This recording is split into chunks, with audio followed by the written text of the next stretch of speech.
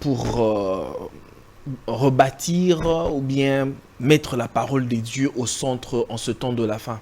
Aujourd'hui, il est prouvé partout, en fait. Même les musiciens du monde chantent que nous sommes au temps de la fin.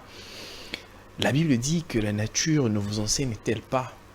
Il n'y a qu'à voir comme ça comment est-ce que le monde est en train d'évoluer, les guerres, la manière dont le monde est en train de vaciller d'une certaine façon. Ça saute aux yeux et de comprendre que nous sommes au temps de la fin. Je reçois sur ce plateau un homme de Dieu. Avec lui, nous allons devoir parler sur un sujet fort intéressant. L'Église du jour de la fin face à la parole de Dieu. Parce que normalement, l'Église a le devoir de préparer l'Église, l'épouse du Seigneur Jésus-Christ pour sa rencontre. Jésus-Christ nous avait fait une promesse de revenir. Mais avant de pouvoir prendre notre invité, mesdames et messieurs, comme il est de coutume, mais ça fait un bout de temps, nous n'avons pas pu respecter cette coutume. Nous allons prendre un élément, ce portrait, et nous allons revenir tout juste après pour recevoir notre invité. C'est parti.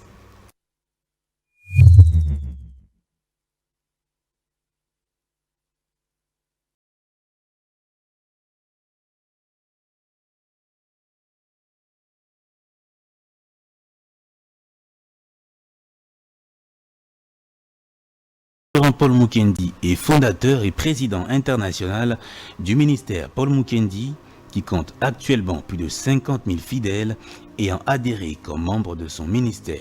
Il est conférencier, homme d'affaires, consultant dans les églises et les milieux politiques. Il a circulé dans plusieurs pays afin de répandre l'évangile du Seigneur Jésus-Christ dans le monde entier. Le message du révérend Paul Mukendi est centré sur le renouvellement de l'homme intérieur, la nouvelle naissance, le retour de Jésus-Christ, et est accompagné par des miracles puissants. Auteur des livres à succès inspirés, il est le pasteur titulaire du centre évangélique Parole de Vie du Québec, au Canada, dans une province où les valeurs chrétiennes sont bafouées et la religion rejetée. Mais le révérend Paul Mukendi, par son ministère, a pu bâtir une œuvre prospère qui compte plus de 1000 membres de plus de 35 nationalités différentes et ainsi devenu l'église de référence du Québec. Un homme de Dieu très critiqué et controversé, mais néanmoins reste droit dans ses bottes en prêchant l'évangile à l'ancienne mode et ne transige pas avec la vérité.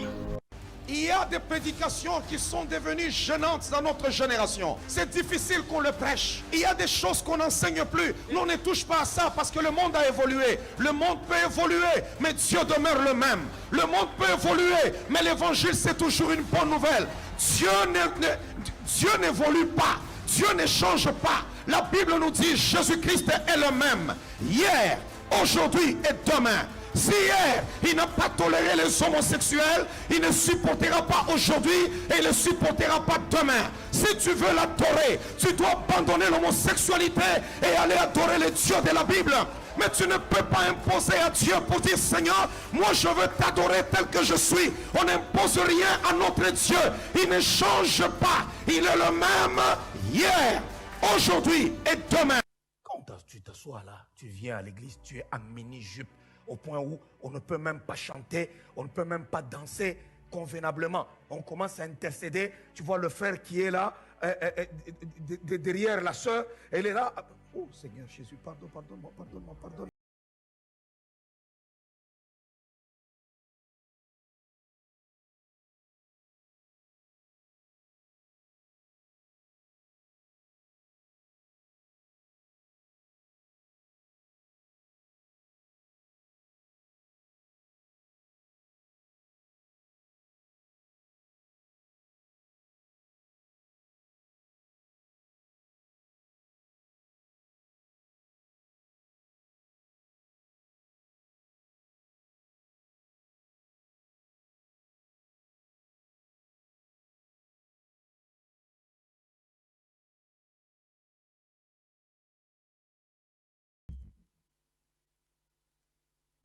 De retour sur ce plateau, vous avez compris, il s'agit bel et bien de l'homme de Dieu, le révérend Paul Mukendi qui nous fait honneur d'être ce soir sur notre plateau. Révérend, bonsoir. Bonsoir. Vous allez bien, révérend? Ça va, par la grâce de Dieu, on va bien. On vient de suivre ce petit portrait qui nous a été réalisé. Quelles sont vos impressions Les impressions sur moi-même. Oui. J'aime prêcher l'évangile dans l'état pur, sans complaisance, comme on le dit. Un vin, le vin Sans de la gants. parole, sans diluer.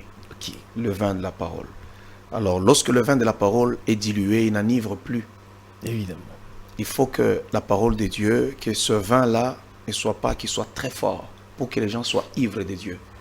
Parce que quand le vin est dilué, les gens ne seront pas ivres de Dieu. C'est pour cela que nous avons aujourd'hui dans les églises des gens qui viennent, mais qui sont un pied dedans, un pied Un dehors. pied dehors. Vous avez des chrétiens qui écoutent la musique du monde, les chrétiens qui s'habillent comme les mondains, les chrétiens qui pratiquent tout ce que le monde fait.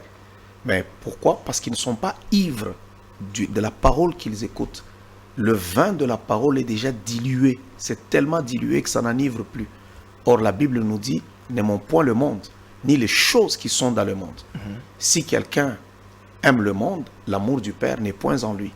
Donc, c'est tout simplement ça.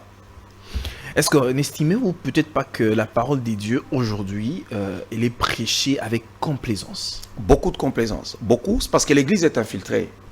Et premièrement, l'Église est infiltrée. Il y a aussi beaucoup d'apostasie. Ok. Il y a beaucoup d'apostats dans l'Église.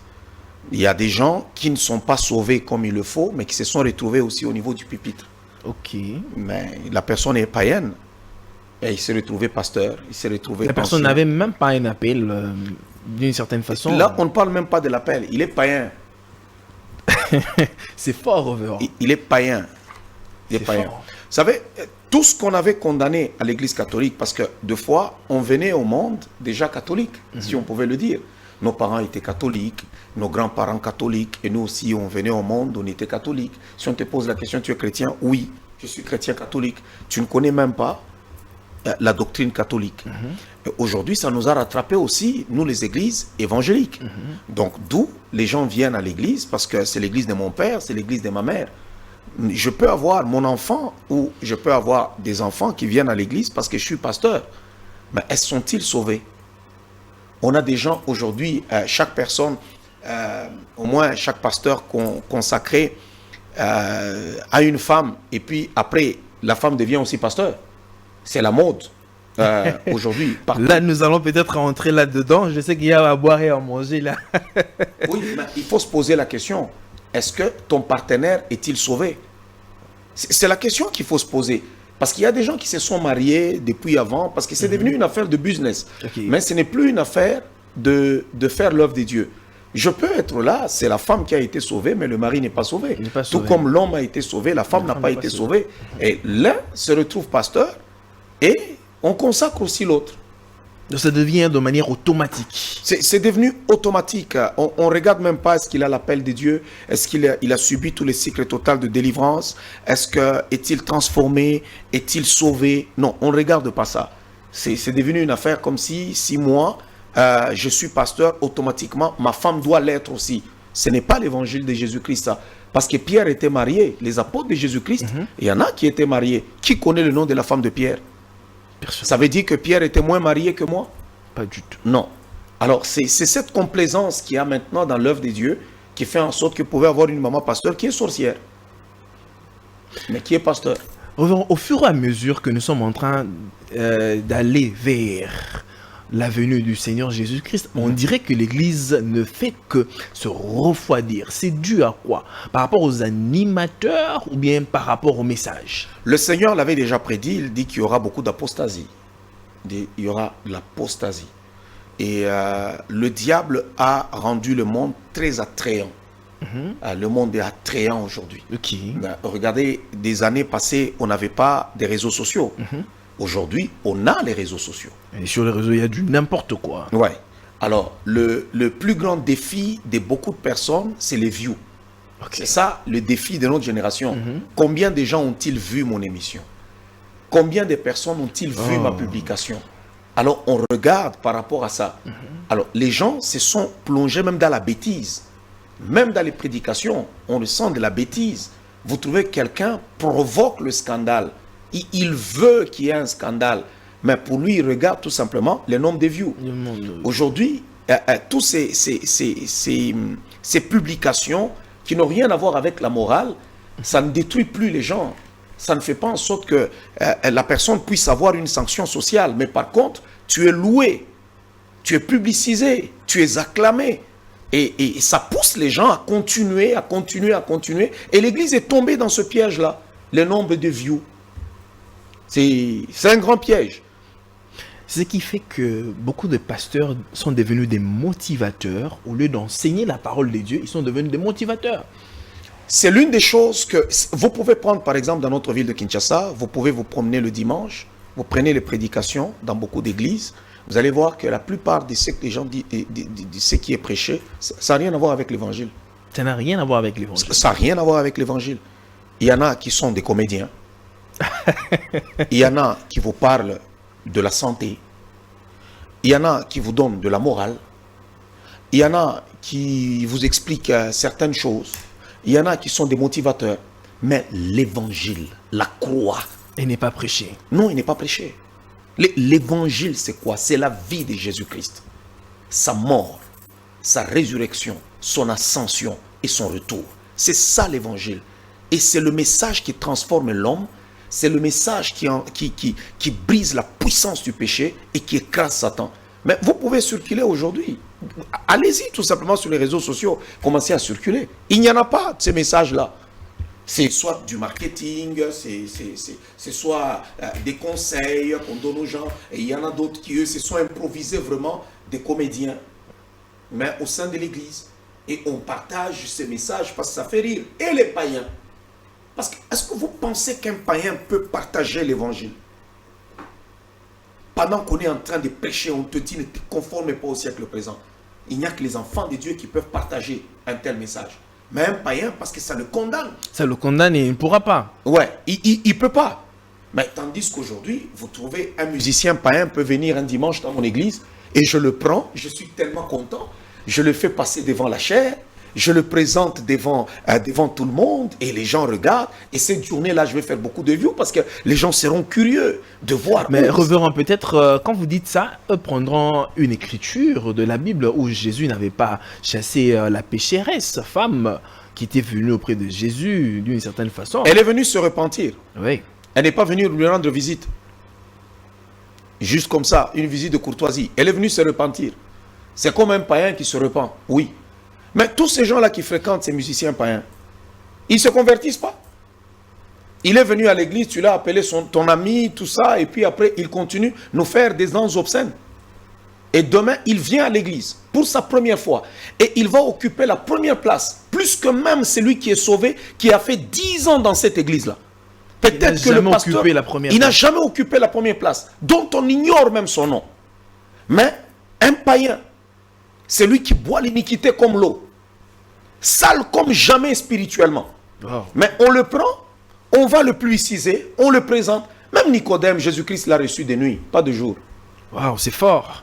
Ouais. Autrefois, reverend, ici, précisément à Kinshasa, vers les années 2000, ici, on peut seulement prendre les années 2000 ici. Quand les gens rentraient dans l'église, les gens en sortaient avec des larmes aux yeux. Parce que la prédication qui sortait, ça allait jusque dans le corps. Et ça brisait les gens. Mais aujourd'hui, les gens entrent joyeux et puis ils sortent joyeux d'une certaine façon. Qu'est-ce qui s'y passe? L'évangile ne produit pas de la tristesse.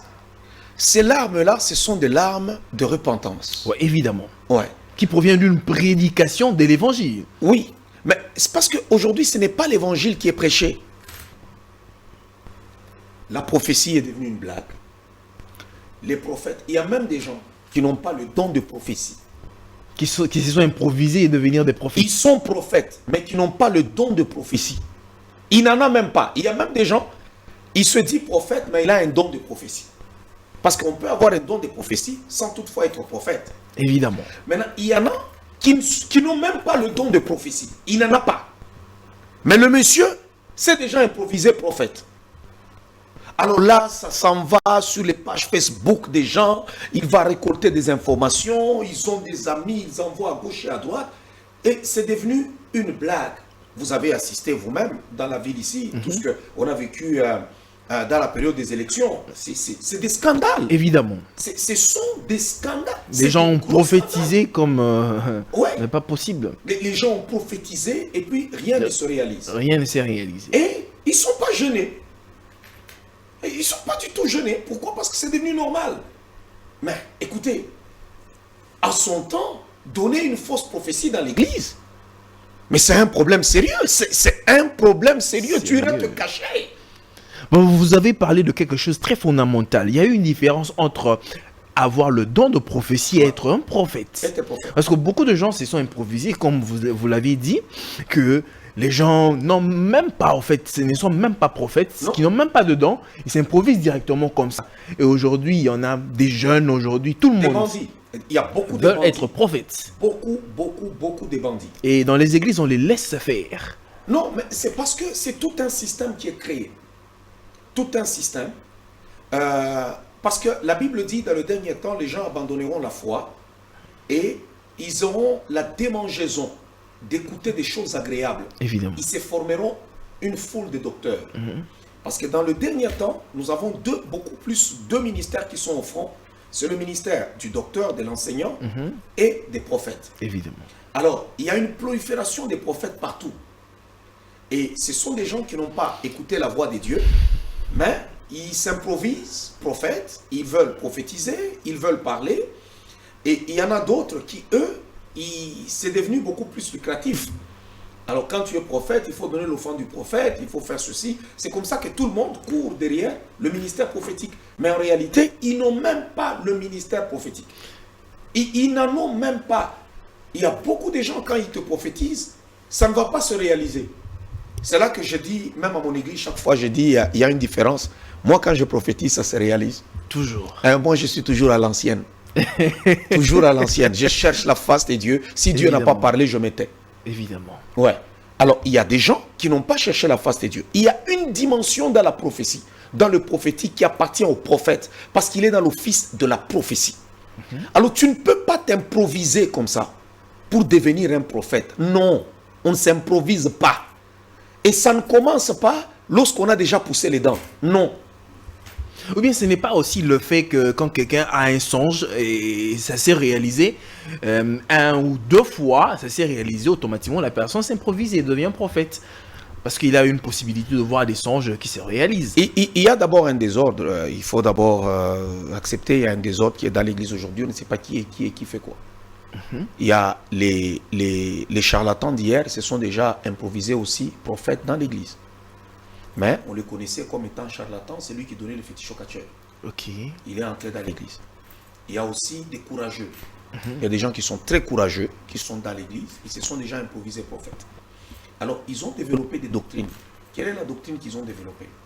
Qu'Élisée n'avait pas reçu la révélation que la femme qu'il avait logée était stérile. Vous vous souvenez de l'épisode Oui, évidemment. d'Élisée qui a été logé par une femme qui lui a fait du bien. Et puis Élisée a posé la question à son serviteur, que pourrons-nous faire? Qu'est-ce qui manque à cette femme? Et c'est son serviteur qui lui dira, elle n'a pas d'enfant, elle est stérile. Et Élisée l'appellera pour prier pour elle, pour lui dire, non, tu auras un enfant l'année prochaine. Alors, ils ont développé une doctrine, soi-disant qu'Élisée n'avait pas reçu la révélation, et c'est son serviteur qui lui avait révélé. D'où ils ont un groupe de jeunes gens, des personnes autour d'eux, qui soutirent l'information chez les gens et qui viennent leur donner les informations. Alors, il peut t'appeler, il peut te parler, ce n'est pas Dieu qui lui a parlé. Ce sont ces gens qui sont autour d'eux, qui leur donnent des informations. Sans crainte de Dieu. Puisqu'il y a des gens qui cherchent véritablement la solution à leurs problèmes. Et il y a un soi-disant frère qui a déjà ramassé l'information, qui a donné au soi-disant prophète. Il dit ainsi, dit le Seigneur, mais pourtant c'est faux. Il dit ça pour animer la galerie. Les gens ont vu, waouh, il a cité le nom. Oh, tu t'appelles qui? Tu t'appelles Chibangu. Chibangu ici? Chibangu se tient debout. Non, je suis en train de voir là, tu as fait un accident il y a 2 semaines. Dieu, les gens sont les acclament. Wow. Mais tout ça, c'est tout simplement du spectacle. Dieu n'est pas dedans. Dieu n'est pas dedans. Est-ce qu'ils ne sont peut-être pas en train de mentir sur le nom des dieux? Oui, c'est un mensonge. C'est du banditisme, c'est de l'escroquerie. Révérend, ce ne serait peut-être pas du blasphème aussi? Mais écoutez, c'est grave. C'est grave. Vous savez comment Dieu parle d'abord des faux prophètes dans les Saintes Écritures? C'est très grave. Même ne fût-ce que donner une fausse prophétie. Une fausse prophétie. C'est très grave. Aujourd'hui, la Bible disait quoi? Le faux prophète, il faut les lapider. Quand quelqu'un donne une fausse prophétie, dans la Bible, on les lapide. Et la Bible disait, n'ayez pas peur d'eux. Mais malheureusement, aujourd'hui, on les acclame. Ah oui, ils sont acclamés. Et c'est parce que ce peuple-là est en manque d'informations. Et n'est peut-être pas enseigné aussi. C'est la génération, la Bible dit, beaucoup abandonneront la foi pour s'attacher aux doctrines des démons. Ouais. Et à des esprits séducteurs. Et ils auront la démangeaison d'écouter des choses agréables. Ils veulent écouter des choses agréables.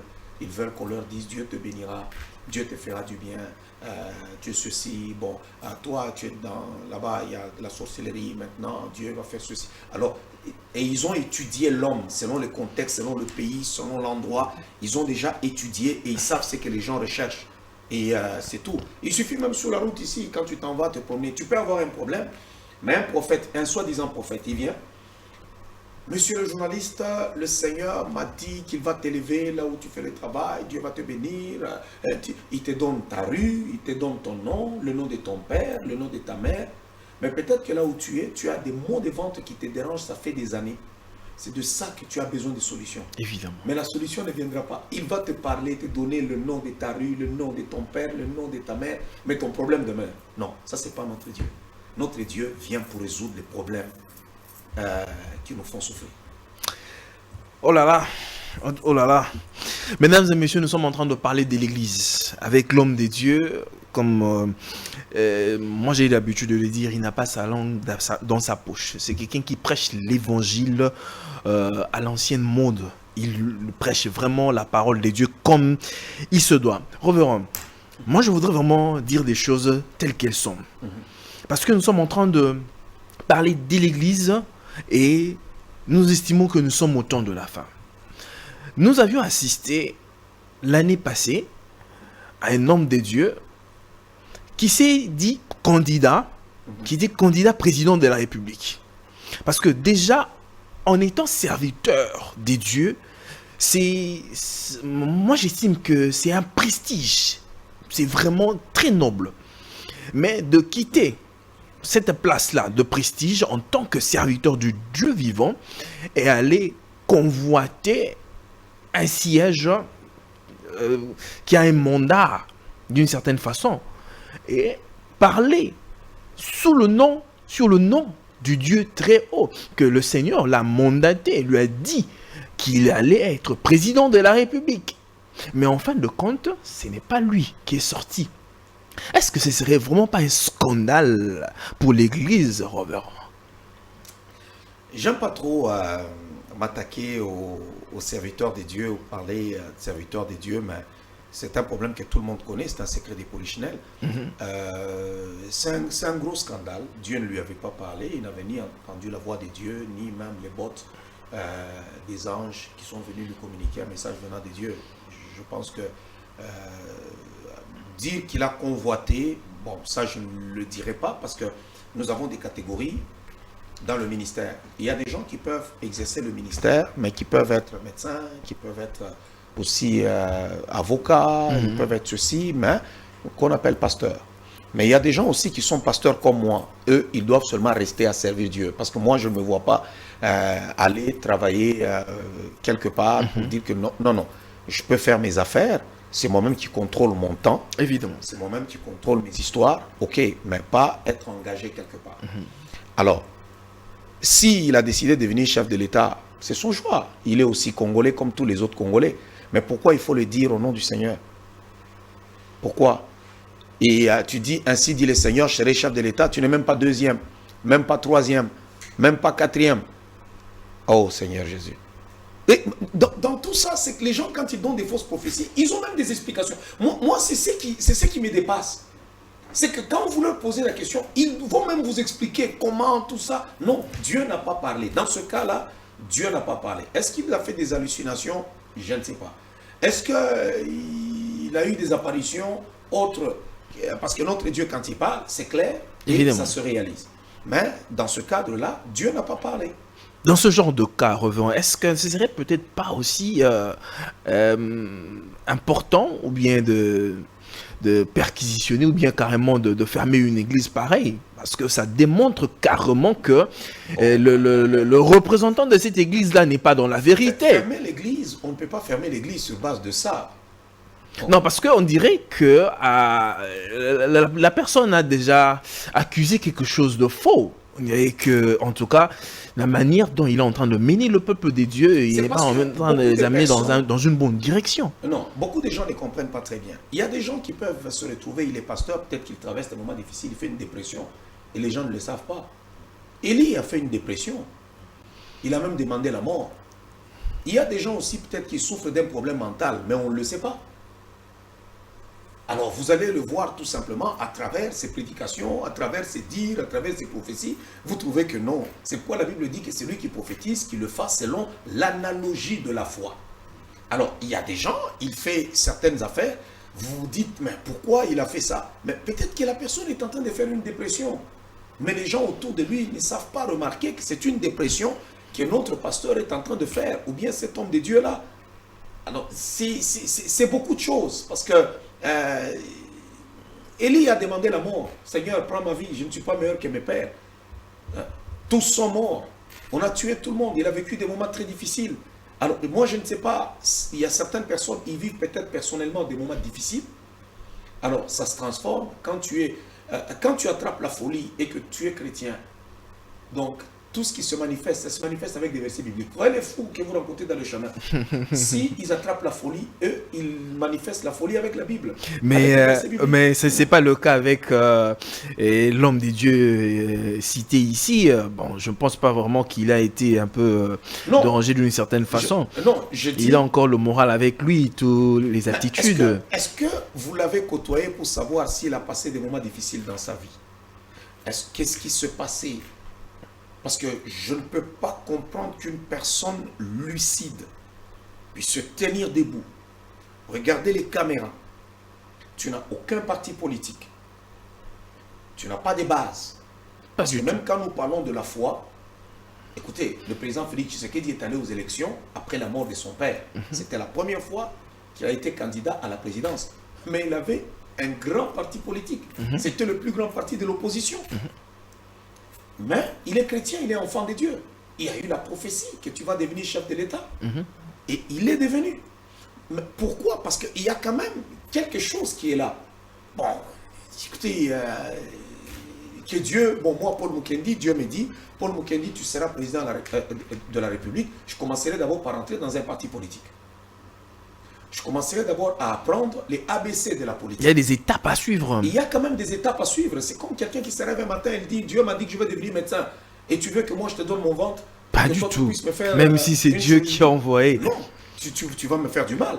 Alors c'est un peu ça. C'est pourquoi je dis, est-ce que lorsque tu t'assois, tu regardes la situation, tu te dis, bon, qu'est-ce qui s'est passé? Comment quelqu'un peut-il en arriver là? Qu'est-ce qui s'est passé? Est-ce que tout est correct? Est-ce qu'il vit des moments difficiles? Est-ce que c'est des choses un peu compliquées? Est-ce qu'il est en train de faire une dépression? Peut-être qu'il déprime, on ne sait pas. Je ne connais pas trop, mais sauf que c'est scandaleux.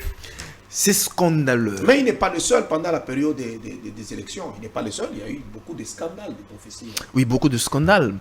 Alors, revenons, nous allons évoluer. La chair, qui est normalement la chair où il faut apporter la parole de Dieu. Parce que je me rappelle la première prédication du Seigneur Jésus-Christ, comme vous avez aussi l'habitude de le prêcher. Et d'ailleurs, je dois vous dire, j'aime beaucoup vraiment vos prédications. Moi, ça m'édifie particulièrement. Merci, ça me touche. Et c'était la nouvelle naissance. Vous devez naître de nouveau. Mais aujourd'hui, la chair est devenue un lieu où on doit régler des comptes à d'autres personnes. On doit régler des comptes à d'autres personnes. On peut voir comme l'homme des dieux, bon, je ne veux vraiment pas citer, qui est aussi président de l'Assemblée provinciale de Kinshasa, qui de fois règle des comptes au gouverneur de la ville de Kinshasa. Au lieu de finir, par exemple, sur un salon politique, mais on amène les choses politiques sur la chair, où on doit apporter la parole de Dieu qui est sainte. Mais, révérend, quelle est votre analyse de fait dans de tels cas? Bon, souvent, il y a une façon de parler. Les gens disent, bon, à la chair. Non. À la chair, on traite de tous les dossiers. À la chair. On prêche les problèmes même de notre société. Nous connaissons que Jésus-Christ a fait 3 ans de ministère parce que Jésus a fêté 3 Pâques. C'est pour cela qu'on dit qu'il a commencé sa vie, comme la Bible dit, son ministère à 30 ans. Et à 33 ans, il n'était plus dans ce monde. La Bible n'a pas dit, Jésus est mort à 33 ans. Il n'y a personne qui a un certificat de décès. Mais nous savons qu'il a fêté 3 Pâques. Alors, il y a certains problèmes, ça dépend de la manière dont on peut l'amener. C'est comme par exemple aujourd'hui, nous avons un gros scandale. Il y a le nouveau Parlement qui commence. Le gros scandale qu'on avait, c'est qu'on avait un détournement de fonds légal où les députés s'est donné 21 000 $ par mois. C'est un scandale. C'est un manque d'amour du prochain et c'est sorcier. S'il faut le dire comme ça, c'est démoniaque, c'est sorcier, ça vient tout droit de l'enfer. On ne peut pas faire une affaire comme ça. Même un député au Canada ne touche pas autant. Même un député en France ne touche pas autant. C'est un cas inédit. Au Congo, fait des choses comme ça. Alors, je peux aller à la chair, je prêche et je dénonce cette affaire. À la chair, tout dépend du sujet que je suis en train de traiter. Maintenant, pour le cas du pasteur Godin Poï, que je salue d'ailleurs de passage, je pense qu'il y a certaines choses qui devraient régler peut-être à côté avec le gouverneur Gentili Ngobila. Mais deux fois, je pense, est-ce qu'il veut un peu mettre du feu ou animer la galerie et ainsi de suite. Ça n'a rien à voir avec la prédication, parce que là, je ne vois pas qu'il prêche. Je le vois, il parle, il chante, il fait certaines affaires. Alors, il devra peut-être... Peut-être pendant ses prédications, il jette des pics comme ça. Bon, peut-être c'est parce que les gens trouvent aussi qu'il est... S'il dit des choses qui sont droites, gloire à Dieu. Mais peut-être c'est parce que lui, il est président de l'Assemblée nationale. S'il dit quelque chose, on dit directement qu'il envoie à l'autre. Peut-être aussi. Mais est-ce que c'est vraiment un moment approprié où, par exemple, le peuple qui vient là, assoiffé d'écouter la parole de Dieu, ils n'ont pas besoin d'écouter toutes ces choses-là, sincèrement. Vous trouvez bon, moi, je toujours dis aux gens, les gens qui se plaignent pour dire, nous, on est venu écouter la parole, on est venu faire ceci, mais qu'ils partent, qu'ils s'en aillent. On n'attache personne dans l'église avec une ceinture de sécurité, qu'ils s'en aillent trouver une bonne église où ils peuvent écouter la parole de Dieu. C'est tout. Parce que les gens qui viennent à l'église, ils pensent qu'ils sont esclaves. Non, ils ne sont pas nos esclaves. Moi, je toujours dis, tu remarques que je ne prêche pas la vraie parole, va-t'en, sauve-toi pour ta vie. Tu n'es esclave de personne. Aucun pasteur n'est mort pour toi. La seule personne qui est morte pour nous, c'est Jésus-Christ. Et toi et moi, nous nous battons tous pour aller au ciel. Mais c'est fort comme propos, hein, révérend. Ah oui? C'est fort comme propos. Mais il faut prêcher la vérité aux gens. Il faut que les gens connaissent la vérité. Il n'y a personne qui soit attaché avec une ceinture de sécurité. Pas. Mais si la personne n'arrive peut-être pas à cerner, à bien comprendre, vous êtes mieux placé pour devoir faire comprendre à la personne. C'est parce qu'il y a aussi, il y a quelque chose qu'il faut comprendre. Je vois, la fois passée par exemple, on est dans la période d'élection. J'ai essayé de m'amêler un peu. J'ai prêté ma voix aussi aux élections. Il y a des gens, oh, c'est à la chair. Non, il y a des moments où il faut être patriote. La patrie, ça concerne et le pasteur, et le prophète, et l'apôtre. Il n'y a rien de honteux d'être patriotique.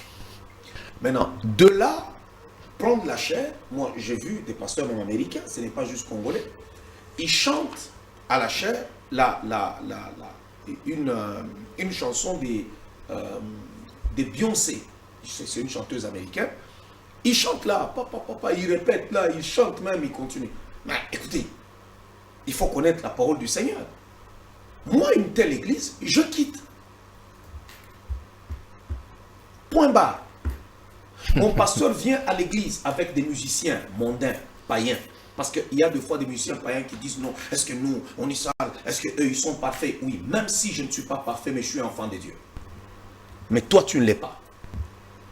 Et l'église, c'est un endroit qu'on respecte. Évidemment. Ça veut dire que n'importe qui peut venir à l'église. Si une personne veut venir à l'église prier comme tout le monde, il peut venir, il s'assoit, il prie, il part. Mais le faire passer devant, c'est là, moi, que ça me dérange. Là, ça me dérange. Moi, automatiquement, des choses comme ça entre. On voit aujourd'hui, je suis en barbecue avec des musiciens païens. Demain, ceci, cela. Si je fréquente les païens, il faut qu'ils soient sauvés. Soit l'autre va contaminer l'autre, Évidemment. ou soit l'autre va amener l'autre. C'est comme ça que ça se passe. Il y a des moments où on se côtoie. On se dit, on se rencontre quelque part, on se dit bonjour, on se parle, mais on n'a jamais été amis de l'école. Parce qu'il y a des gens qui se connaissent peut-être depuis l'école. Il y en a qui sont du même famille. Il y en a qui se connaissent dans le quartier. Le problème, il est vraiment différent.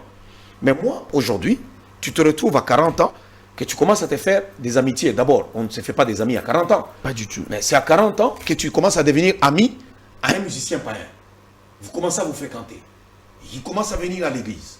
Et on vous voit à la plage ensemble. On vous voit, vous descendez, vous montez, tout ça. Demain, vous allez vous retrouver en train de vous disputer une copine.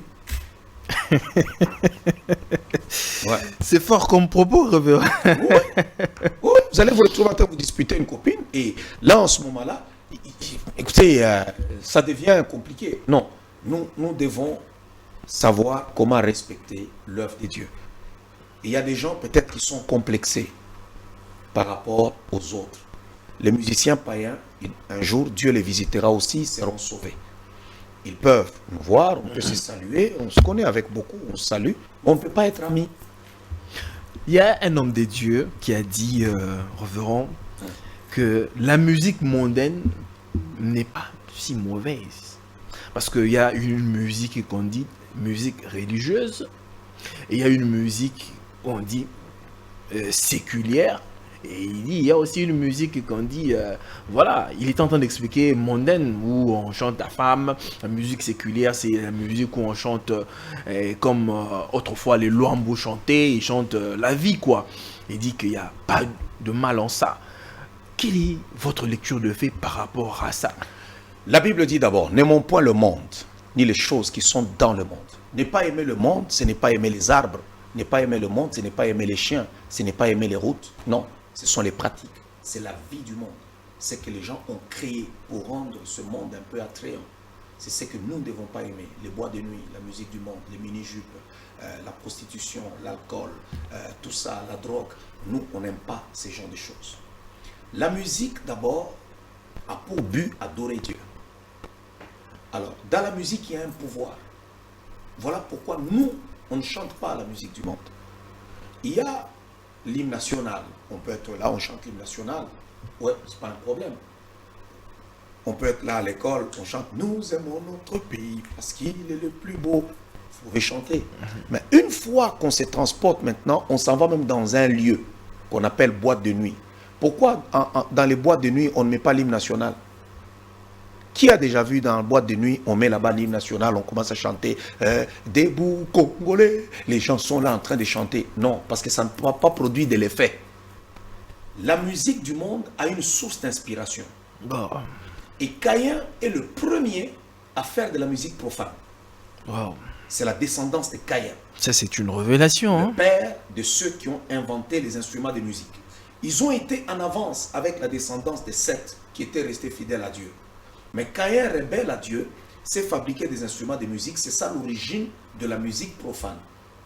Et dans la musique, il y a un pouvoir. Parce que pour chasser les mauvais esprits qui étaient sur Saül, c'était un musicien qu'on appelait et qui s'est nommé David. Quand il chantait, les mauvais esprits le quittaient. Il y a des gens, quand ils chantent, regardez l'effet que produisait Michael Jackson. Oh. Est-ce que vous pensez que c'est normal? Non. On est des êtres spirituels. Alors, tu ne peux pas aller dans un tel concert et sortir normal. Non, tu sortiras possédé. Alors, c'est beaucoup plus ça. Donc, c'est par question des principes de la parole de Dieu. Ce qui se fait dans le monde ne m'intéresse plus. Je suis sévré du monde. Tu peux chanter la musique de Beyoncé ou je ne sais pas la musique de quel musicien, de Papa Wemba ou de ceci. Ça ne m'intéresse pas. Si un chrétien est encore intéressé par la musique du monde, qu'il soit pasteur, qu'il soit prophète, Il n'est pas encore sauvé. Il n'est pas sauvé, c'est un païen. C'est un païen. Soit on est sauvé, soit on ne l'est pas. La première des choses, quand on est sauvé, Jésus dit quoi? Jean-Baptiste dit, race des vipères. Qui vous a appris à fuir la colère à venir? Produisez donc des fruits dignes de la repentance. Alors, il y a des fruits dignes de la repentance qui montrent que cette personne est sauvée. La première des choses, c'est qu'on est sévré du monde. C'est vrai, on doit jeûner en ce qui concerne le monde. Quand Christ entre dans notre vie, directement, il y a des choses qu'on ne nous enseigne pas. On réfute les choses du monde. Non, moi, je ne peux pas faire ça parce que je suis sauvé. Je ne peux pas aller là-bas, je suis sauvé. Mais quel est ce christianisme qui fait en sorte que on fait tout ce que les païens font? Non, ça n'a rien à voir là. Même Paul, il tuait les autres, les chrétiens, il les poursuivait à gauche et à droite. Quand il a rencontré le Seigneur sur le chemin de Damas, l'apôtre Paul a changé sa vie. Il a changé sa vie. C'est ça d'abord la première des choses. Le premier signe qui montre que nous sommes sauvés, c'est d'abord être sévré du monde. Être sévré du monde. Ouais. Ah, c'est très profond, Révérend. C'est très profond. Révérend, eu égard à tout ce qui se passe aujourd'hui dans l'Église, si on doit vous mettre là, qu'est-ce que vous allez faire pour reformer l'Église d'une certaine façon afin que l'Église revienne sur le droit chemin? Bon, on ne pourra rien faire, on ne pourra pas stopper cela. Parce que Jésus a dit, l'apostasie devrait arriver. Ce sont les douleurs de l'enfantement qui doivent accompagner le retour de Jésus. Wow. Parce que Jésus revient et il faut que l'apostasie arrive. Nous sommes dans la période de douleur d'enfantement. Oui, c'est la Odyssée. L'Odyssée. C'est la 7e église où le Seigneur dit, tu n'es ni chaud Ni froid. C'est-à-dire, quand tu regardes l'individu, tu te poses la question, est-ce que c'est un chrétien? C'est pas un chrétien. Est-ce qu'il est sauvé? Est-ce qu'il n'est pas sauvé? Tu le vois, lui-même, il peut te chanter, il pleure même, il parle en langue, et puis tu le vois lui-même encore là-bas en train de faire la danse du monde. Tu te dis, mais où est-ce qu'il s'est entraîné? Alors, c'est ça la Odyssée. Maintenant, il y a des gens qui, eux, ne vont pas se compromettre. C'est pour cela que les pasteurs qui sont encore debout, qui restent debout, les chrétiens qui aiment la parole de Dieu, qui demeurent ainsi, ça va continuer en allant encore très mal. Et ce n'est pas propre à Kinshasa, hein, c'est partout dans le monde. Révérend, et croyez-vous au ministère de la femme?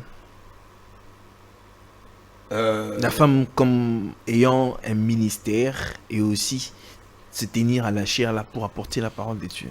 Bon, il y a beaucoup de choses à propos de toutes ces affaires. Je ne sais même pas où est-ce que les gens ont sorti l'appellation ministère de la femme ou bien ministère de ceci. Est-ce qu'il y a un ministère des hommes, puis ministère de la femme? Non. Jésus-Christ, nous suivons le modèle des apôtres. Ouais, nous suivons le modèle des apôtres. Et Jésus-Christ a appelé 12 apôtres. Il n'y avait aucune femme. Aujourd'hui, nous avons le style un peu anglo-saxon. Chaque personne nomme sa femme pasteur. Et ce n'est pas un style qui est biblique. C'est un style qui est beaucoup plus anglo-saxon. Et ils nomment leur femme des pasteurs. Vous savez, Dieu peut interdire une chose, ce n'est pas parce que nous ne sommes pas capables de le faire. Nous sommes capables. On a eu des professeurs femmes qui nous enseignaient très bien, plus que même les hommes. Mais il y a des moments où le Seigneur dit, je ne permets pas à la femme. Si Dieu dit, je ne permets pas, il ne permet pas. La Bible l'a dit, mais les gens le font. Moi, je ne le fais pas. Moi, j'aime ce qui est écrit. J'aime ce qui est écrit. Les gens le font. Moi, je ne le fais pas. Ben, j'ai des amis qui, eux, ils croient en cela, ils le font. Alors, si je vais chez eux, je ne dérange pas, parce qu'on ne va pas chez autrui pour prêcher la doctrine. S'ils viennent chez moi... Mais ils prennent l'écriture de Joël. Tout ce qu'ils peuvent prendre... reprendre mon esprit. Tout ce qu'ils peuvent prendre est faux. Tout ce qu'ils peuvent prendre est faux. La vérité dans la bouche du diable, c'est un mensonge. Tout ce qu'ils peuvent prendre pour expliquer est faux. La Bible a déjà tranché. C'est clair.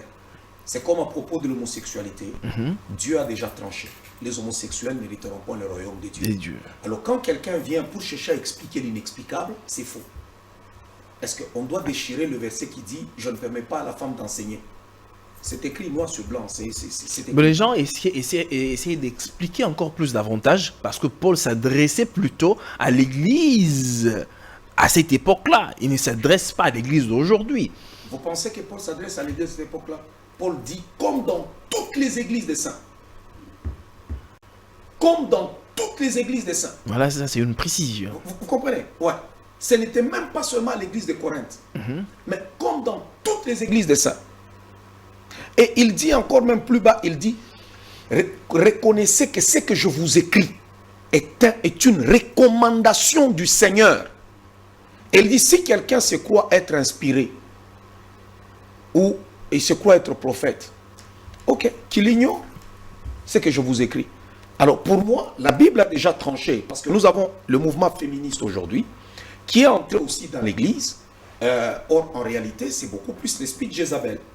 C'est Jézabel qui est entré dans l'église avec ce qui se passe. Je n'aime pas trop des polémiques là-dessus, mais sinon, c'est pas biblique. C'est pas biblique. Non. Ça n'a aucun fondement biblique. Ça n'a aucun fondement biblique. Quand on cherche à expliquer quelque chose, à vouloir convaincre, c'est que c'est pas clair, c'est pas biblique. Quand c'est biblique, on ne cherche pas à se battre. Jésus-Christ est mort sur le bois du calvaire. Oui ou non? Tous les chrétiens sont d'accord? Oui. C'est ce que la Bible dit.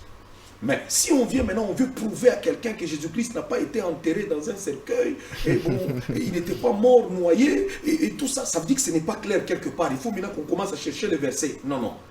La révélation d'une révélation n'est pas une révélation. La Bible est claire. Je ne permets pas. Cela ne veut pas dire que la femme n'est pas un être humain au même titre qu'un homme. Non. C'est un être humain, normal. Moi, Dieu d'ailleurs m'a donné beaucoup plus des filles. Je n'ai qu'un garçon. J'ai 4 enfants, 3 filles avec juste un seul garçon. Je veux que mes filles excellent. Je veux qu'elles travaillent, qu'elles aient un bon salaire, tout ça. Mais s'il y a une position que Dieu ne t'a pas donnée dans l'église, il faut que je sois honnête, malgré que je t'aime, pour te dire que Dieu ne t'a pas donné cette place-là.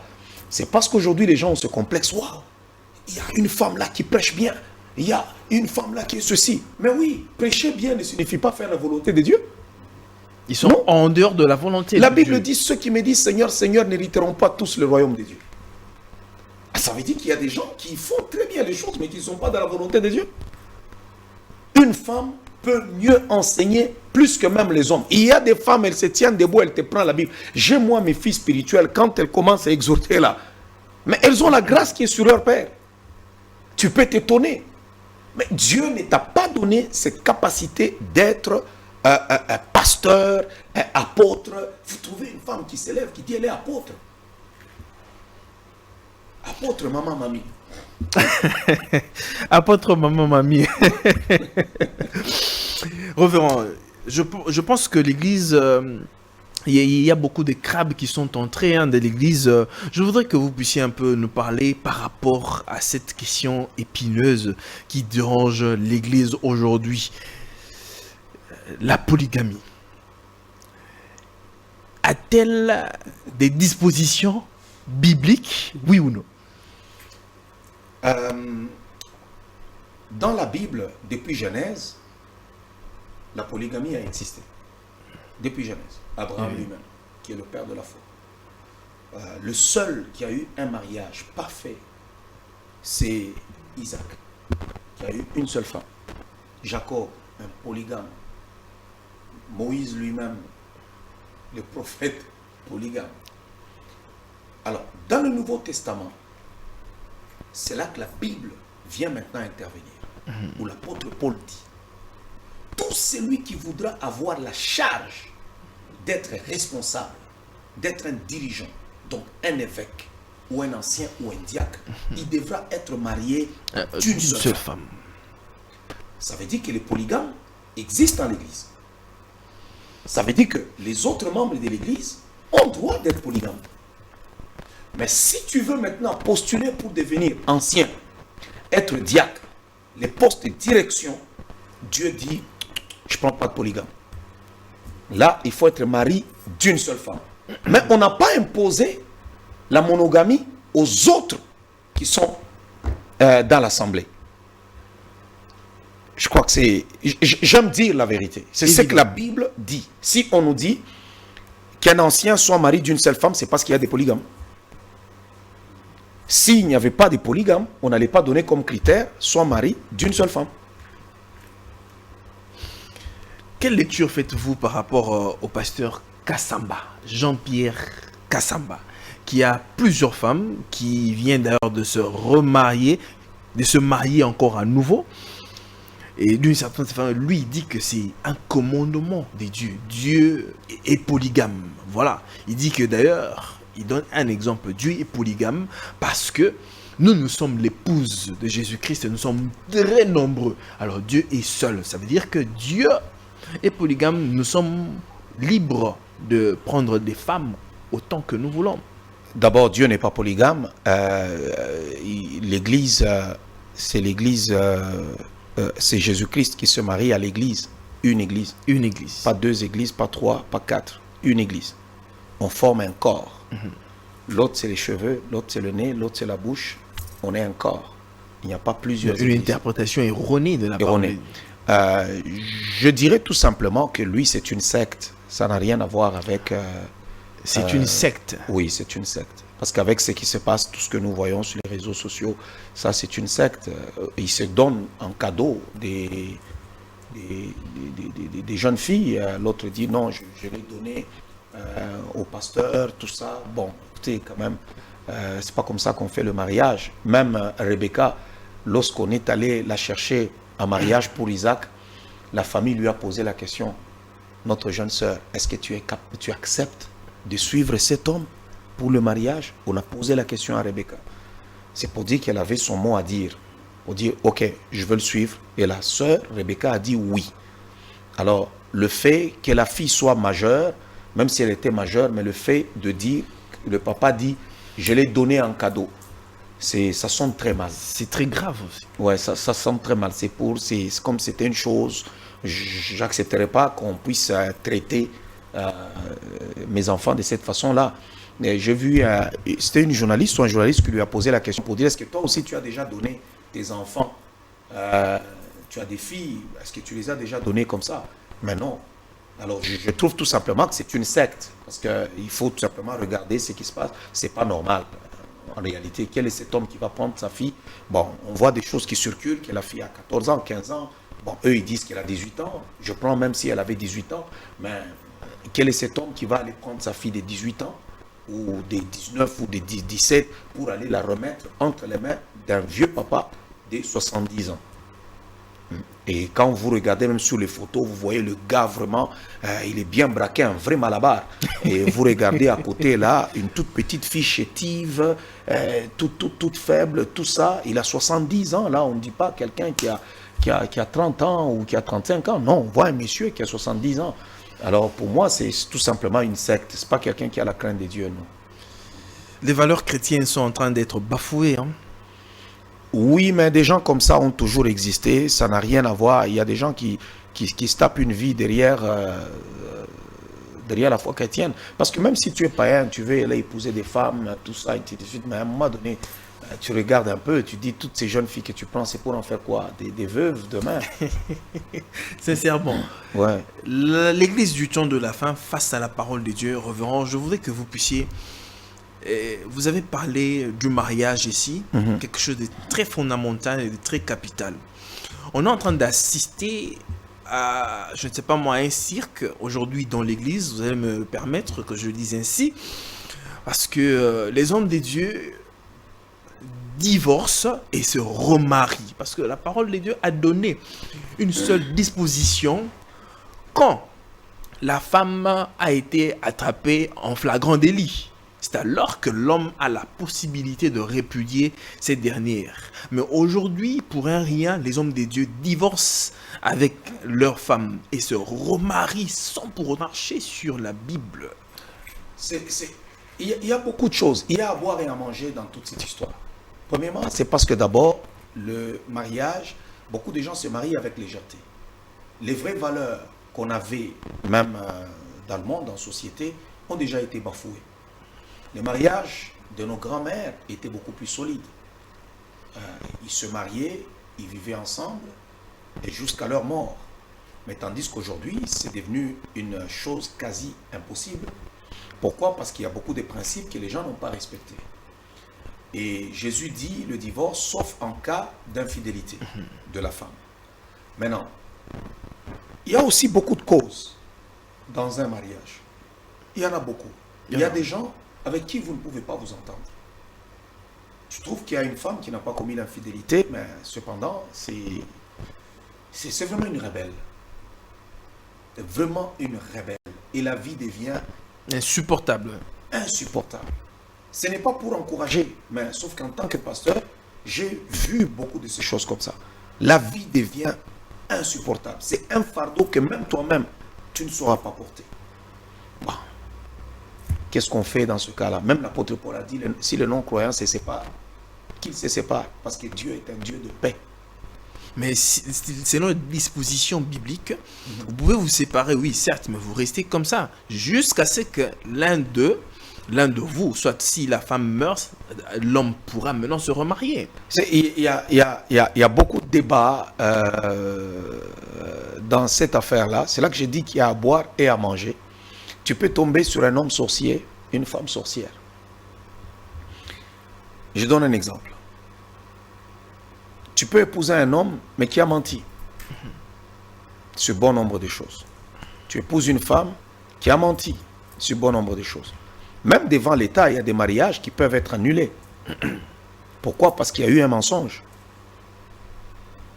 Il y a des gens comme ça. Il a voulu juste avoir un partenaire, il a menti. Et il y a des personnes, imaginez-vous, vous êtes chrétien. Je suis pasteur, j'ai une femme. Je n'ai pas la preuve de l'infidélité. Je ne peux même pas l'accuser d'infidélité. Mais têtu comme pas possible. Elle se lève un matin, tu apprends que non, elle est à New York.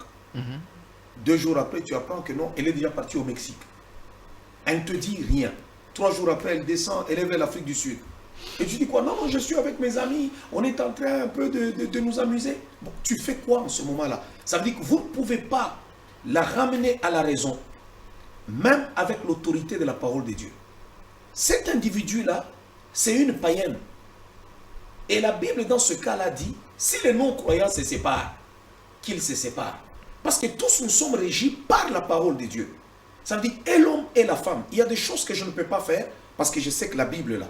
La femme sait que je ne peux pas faire ceci à cause de la Bible. Je mets l'infidélité seulement de côté. Je prends autre chose là. Tu te lèves juste un matin. Aujourd'hui, je suis avec ma femme.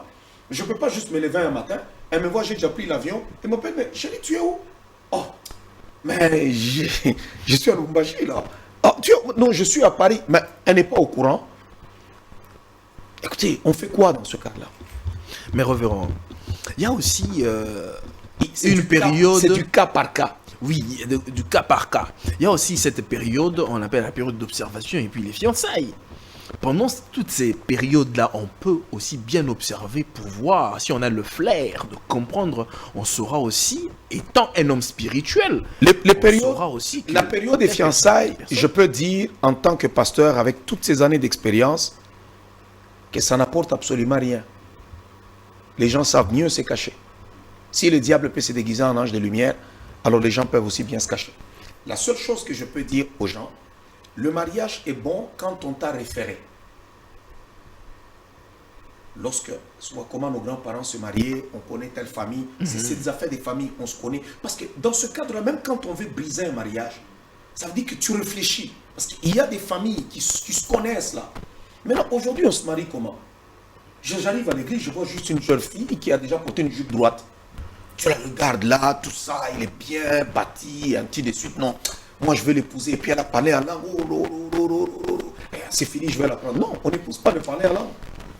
On n'épouse pas une femme parce qu'elle connaît beaucoup des versets bibliques. Non. Non. On épouse d'abord des valeurs. Des valeurs. Ouais. Quelles sont les valeurs qu'elle a? Elle peut parler en langue, mais elle n'a aucune valeur. Mais elle parle en langue. C'est comme il y a des femmes qui ont commis aussi beaucoup d'erreurs d'épouser un homme parce qu'il prie bien. Il a une voix rauque. Il prie à l'église. Mais c'est un irresponsable. Quand il arrive à la maison, il ne veut jamais travailler. Il ne veut pas prendre soin de ses enfants ni de sa femme. Et tu te retrouves dans un tas de mariages. Le problème n'est pas seulement du côté de la femme. Il y a aussi des hommes qui sont compliqués. Où tu te retrouves dans un mariage, tu te dis, mon Dieu, qu'est-ce que j'ai hérité là? Alors là, dans ce cadre-là, il faut enseigner d'abord les gens par rapport au mariage pour ne pas vivre le scandale. Enseigner aussi les serviteurs de Dieu quand ils veulent se marier pour dire que vous devez prendre du temps parce que vous ne devez pas vous retrouver dans des situations qui sont vraiment compliquées. Moi, j'ai vu des femmes, des pasteurs impossibles qui peuvent engueuler leur mari, le gifler même, le ridiculiser devant les gens, l'humilier. Vous faites quoi en ce cas-là? Révérend, j'ai vu que vous avez pris part de l'archevêque Albert Kankenza. La manière dont vous avez défendu la chose, c'est comme si vous avez pris, vous l'avez un peu défendu là d'une certaine façon. Non. Je connais même pas ce qui se passe présentement. Parce qu'il venait tout à l'heure, récemment ici, de se marier, de se remarier en fait. Le problème, c'est que avant d'abord de condamner une personne, il faut d'abord poser la question, qu'est-ce qui s'est passé dans sa vie? Il faut toujours poser la question. Je vais vous donner un exemple. Moïse disait qu'il fallait lapider une femme et un homme qui ont été pris en flagrant délit. On a amené cette femme vers Jésus. Quand on amène la femme vers Jésus, la Bible disait qu'il fallait lapider les deux. Mais on a amené seulement la femme. Où était l'homme? Parce que quand on te prend en flagrant délit, ça veut dire qu'on a les preuves que vous venez de commettre l'impudicité. Est-ce que cette femme commettait la masturbation ou quoi? Parce que je me suis toujours posé la question, où est l'homme? Où est-il, ces messieurs-là? Ils l'ont laissé aller, ils ont pris la femme. Mais personne n'a jamais posé la question de qu'est-ce qui s'est passé dans la vie de cette femme-là. Donc, il y a aussi des choses qu'il faut comprendre. Tu peux avoir une femme qui te tape. Il y a des gens. Et c'est pas une raison de divorce, révérend. Ma femme qui me tape? Non, mais écoutez, c'est sérieux, quoi. Révérend. Non, écoutez, tu épouses une femme et... Révérend, j'aime parce que vous vous basez seulement dans la Bible. La Bible a dit que si par exemple votre femme vous tape, vous avez les possibilités de la répudier. D'abord, l'homme est le chef de famille. Ah oui, ça c'est vrai, c'est évident. Il y a le respect dû à un chef. C'est là que je dis, ça devient du cas par cas. Est-ce que la Bible a déjà dit, si la Bible nous parle par exemple de la relation père et fils, donc les parents avec leurs enfants, la Bible dit honorez vos parents, mais il y a des choses qu'un enfant peut faire, tu sens que c'est un déshonneur. Quand la femme lève la main et tape son mari, c'est un déshonneur. Ça, c'est même plus une femme, c'est devient autre chose. Ce n'est plus ta femme. Maintenant, ça sera pareil si par exemple 3 femmes que vous avez épousées ont par exemple ce genre de comportement, vous allez alors toutes les répudier et vous remarier. Non, c'est là qu'il faut maintenant comprendre qu'il y a des gens aussi qui transportent des problèmes des hôtels des familles. Il y a des gens, le divorce, c'est un problème spirituel. Ils doivent toujours tomber sur des mauvaises personnes. Je connais des filles qui, tous les hommes qui pouvaient les suivre, elles refusent. Elle va tomber seulement sur un homme qui va aller la contaminer avec la maladie. Pourquoi? Parce que spirituellement, tout le monde chez eux sont morts du sida. Spirituellement? Oui. Parce que c'est un hôtel de famille qui les réclame. Il y a des gens, tu vois, papa avait divorcé 3 fois, le grand-père avait divorcé 4 fois, et ainsi de suite. Il devient pasteur. Parce que même si on devient pasteur, on doit aussi rechercher la délivrance.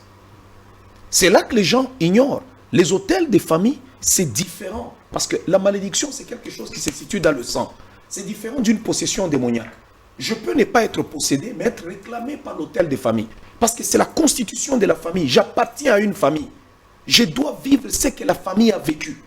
Il faut poser la question, même à ces hommes de Dieu, à tout le monde, qui divorcent plusieurs fois, ou bien qui a des problèmes, soit de maternité. On a eu dans le cas d'Abraham. Abraham est le père de la foi. Abraham a eu des problèmes pour avoir des enfants. Isaac a eu le même problème. Jacob a épousé 2 femmes, mais il a eu aussi le même problème. Ce sont des hôtels de famille. Ça, c'est des hôtels de famille. Waouh. Ouais. C'est très fort en tout cas. Ça peut encore créer un autre sujet vraiment à traiter là-dessus. Révérend, quel est le mot que vous pouvez passer au peuple des dieux qui nous ont suivis aujourd'hui par rapport à cette église qui doit s'attendre à la venue du Seigneur Jésus-Christ et se préparer au fait?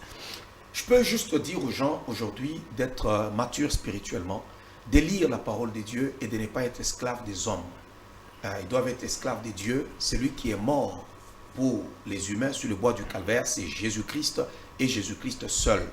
Nous sommes à l'âge des réseaux sociaux où c'est compliqué. Chacun voit un pasteur prêcher à gauche et à droite, un prophète à gauche et à droite sur les réseaux sociaux. Mais il faut beaucoup plus être ancré dans la parole de Dieu. Méditez la Bible. Soyez affermis et vous ne serez pas la proie en ces derniers temps des hommes. Et préparez-vous au retour de Jésus. Révérend, en tout cas, merci beaucoup. Merci beaucoup pour la parole de ce soir. Dieu vous bénisse. Mesdames et messieurs, c'en est fini pour ce numéro. Je vous dis au revoir. On se retrouve très prochainement. Merci Hakim et merci à Chrysler. Que la paix soit avec vous et que Dieu vous bénisse. Au revoir.